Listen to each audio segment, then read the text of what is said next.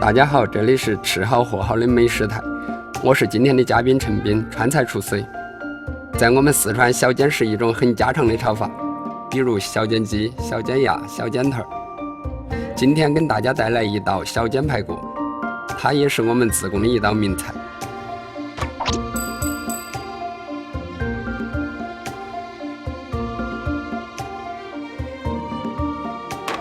排骨只需剁成小块，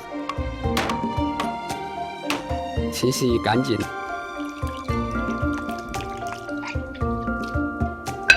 加盐、胡椒粉、料酒腌制一会儿。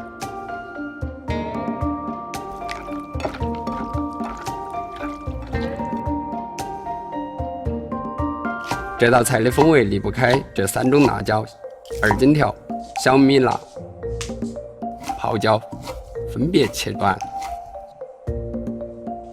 小煎的用油比平常炒菜多一点，先爆香花椒，再下排骨，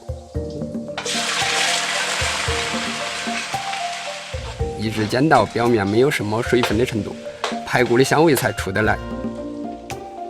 随后下姜蒜翻炒片刻，再下泡椒、豆瓣酱炒出红油。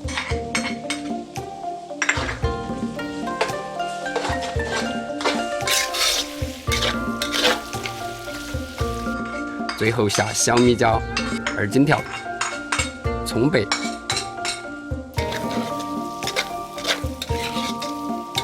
断生后下少许生抽、白糖、香醋调味，就可以出锅了。不仅下酒，也很下饭哦。